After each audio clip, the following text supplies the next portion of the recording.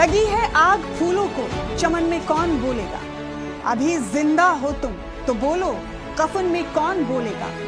सहाफी की जबान हो या फिर कलम हो एक लिखारी की, ये दोनों चुप रहेंगे तो सुखन में कौन बोलेगा। जुनैद सलीम साहब ने क्या खूब लिखा। आज मैं जिस मौजू को लेकर आपके सामने, वो न सिर्फ मेरा फर्ज है बल्कि मेरे मेवात के लिए फिक्र भी है। आज बात होगी मेवात में 20-20 की रफ्तार से बेलगाम खुल रहे बूचड़ खानों की, जिन्होंने हमारे मेवातियों की जिंदगी को नासूर बना दिया। और अगर हमने इनके खिलाफ एक होकर आवाज बुलंद नहीं की तो फिर खुदा की कसम हमारी आने वाली नस्लें हमें माफ नहीं करेंगी, क्योंकि उनकी आंख ही इस दुनिया में किसी न किसी बीमारी के साथ खुलेंगी। जरूरत तो इस बात की थी कि हुकूमत मेडिकल कॉलेज के हालात ठीक करती, लेकिन सरकार आप तो मेवाती अवाम को और ज्यादा बीमारियों के जद में धकेलने का काम कर रहे हैं। अब एक जिम्मेदार शहरी और मेवाती होने के नाते मेरे कुछ सवाल हुकूमत से।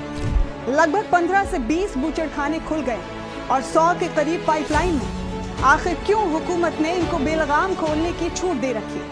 आखिर क्यों उत्तर प्रदेश से इनको भगाया जा रहा है और हरियाणा सरकार इनको यहाँ पनाह दे रही है? क्या सरकार को मेवाती भाइयों की सेहत की कोई परवाह नहीं है? अगर सरकार को हरियाणा में इनको खोलने की इजाजत देनी है तो सिर्फ मेवात में ही क्यों, बाकी हरियाणा में क्यों नहीं?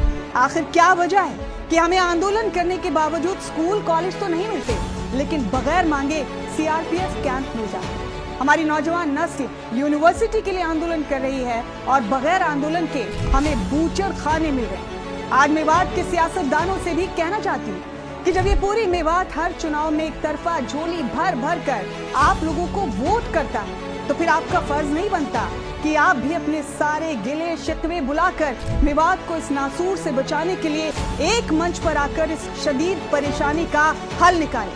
ख्याल रखिएगा कि 21वीं सदी है। अब मेवात का बच्चा बच्चा बेहद बेदार और जागरूक है। अगर आप इस मुद्दे पर मेवात की आवाज नहीं बने तो खुदा की कसम आने वाले वक्त में मेवात के लोग आपकी आवाज सुनने से इनकार कर देंगे। आपको याद होगा भजन लाल की सियासत को कभी जिंदा करने वाला भी मेवात था और दफन करने वाला भी मेवात था।